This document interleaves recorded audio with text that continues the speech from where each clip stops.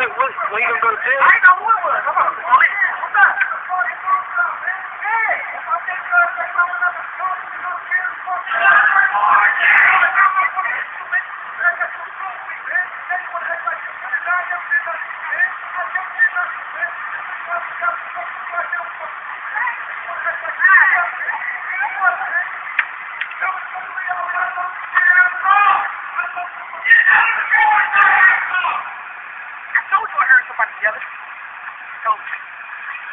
What they put him over for? He was sitting right there about his own business. Nigga, you can't see it. For shit.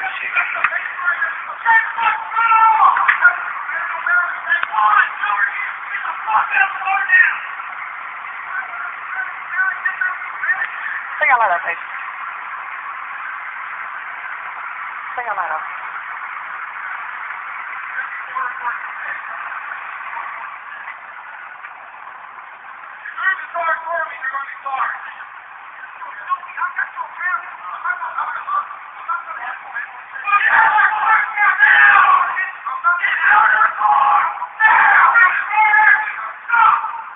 You in front of us.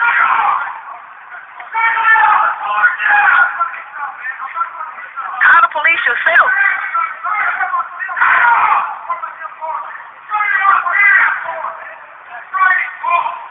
He recorded them. He recorded them himself.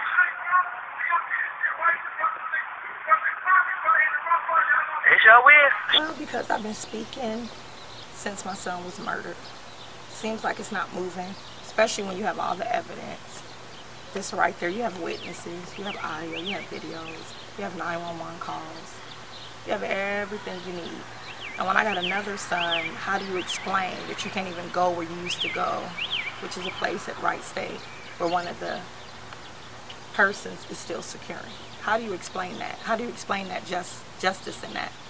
When you knew ahead of time all the threats, you were with him one time when he premeditatedly threatened to kill him 4 days before he was killed. How do you explain that? And we in America. Sorry, can you go into detail about that? You were speaking, you said you had a conversation with your son, you said don't go there. And not that particular day, just this has been going on since the beginning. If you look at the record they pulled up, he hadn't had any problems since 2008. 2011 is all from the Rangers making up trespass and all this person on trespassing. You know, they would do that with some of the black men out there in that community. This time, my son was the target. Talk to me about the steps you have taken to seek justice for your son. I've been talking to you all over and over, trying to stay calm, we're all trying to keep the positiveness, but we need something done because I have to explain this to his son. Because Dante, like I said, he believed in the justice system. He waited for Dayton police to show up because he knew they were going to kill him because it was premeditated. A lot of people walk up to me and they don't understand why so many shots, what was going on, because it doesn't even make sense to a lot of people who's watching it. They knew it was more to it, but as a mother who know the facts about what led up to it and all the threats, as a mother, I told him, if he said he's going to kill you, he's going to kill your son, and he'll make up a lie. They'll make up a lie later. You know, like I said, he said that's a lawsuit, but he's not here. Who cares about the lawsuit? I want my son. This is an indictment against black Yes. young men. That if you're black and you're a young man in Dayton, Ohio, you can be killed and nothing will be done about it. Exactly. That's not going to happen. And we don't want people to think that they can get away with it because it's not going to happen. And that's why we're so vigilant about bringing national attention to this case and warning justice. And then you have to look at what's going on downtown. They know what they're trying to do, and we're telling them you're not going to get away with that. It's not going to happen. You know, and that's what time it is in this community. And that's why we're going to continue to do everything we can to see that justice is done. She has another son that's being intimidated. This man has not been arrested. He's out to Wright State doing the same thing. The Rangers are trying to operate undercover. That's not going to happen either. And so people need to know the seriousness of what's going on in our community and the fact that downtown think that they can paint a picture and we don't see through the smoke and mirror. We want to go national because I'm starting to feel, I've always loved it here in Dayton, Ohio, but I'm starting to feel boxed in. And if I have to go to the president, I have to jump on a plane to Florida. I heard the mother down there, she heard about this. If I have to, I will. So I'm asking for justice to be done in our little Dayton, Ohio, to be done the right way. I'm a woman of believe in following the steps, and I'm following them. But it's only so long, because my son was taken from me for no reason. I'm a nurse. If I don't like somebody, I have a dude. I can't use my position to not treat that person. I can't use my position to kill that person. I can't do that. So just because you have a gun and you don't like that person, you cannot do that. And I'm going to set a precedence for my son, for all the other young men, black, white, whatever, that if you don't like this person, you're not going to be able to just shoot them in cold blood because you don't like them. That's not going to work. That's not going to work. We have a duty. That was a duty of honor, as I have a duty of honor as a nurse. You can't do that. So it's going to stop. Yeah, where's it circulating? Who's got the copies? How can I get it? The video's not circulating. He's not gonna give me a copy until in the middle of an investigation. No, and neither is the attorney. Okay. And the 911 call just But came they in. got him. Okay. My attorney, John Ryan, told me.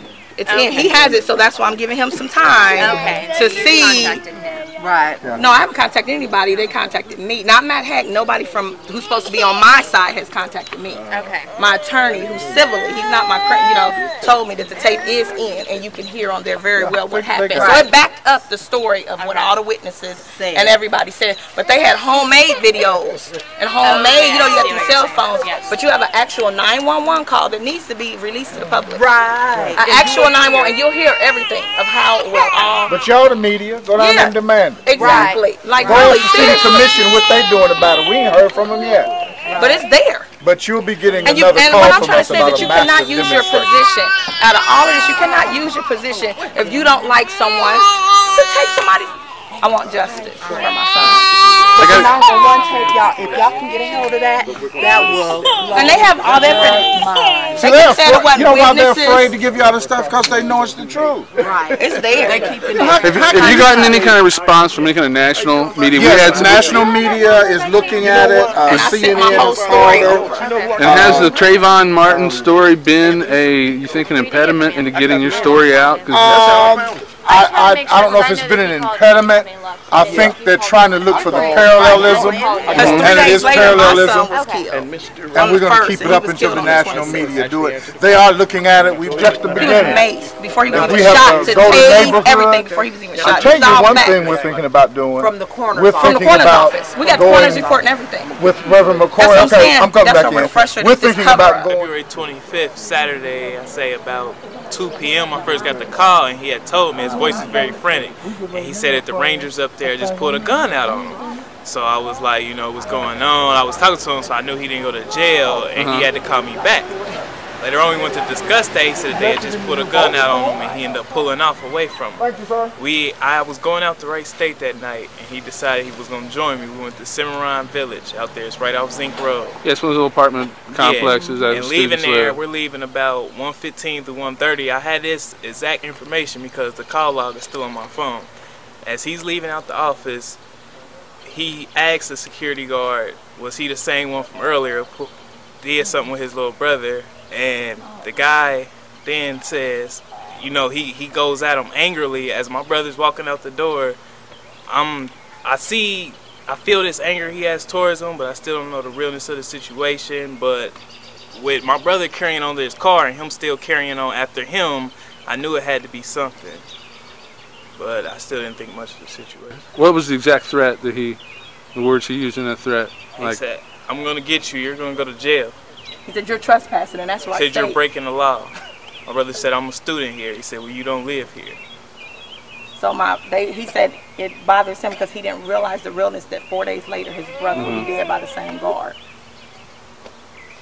So.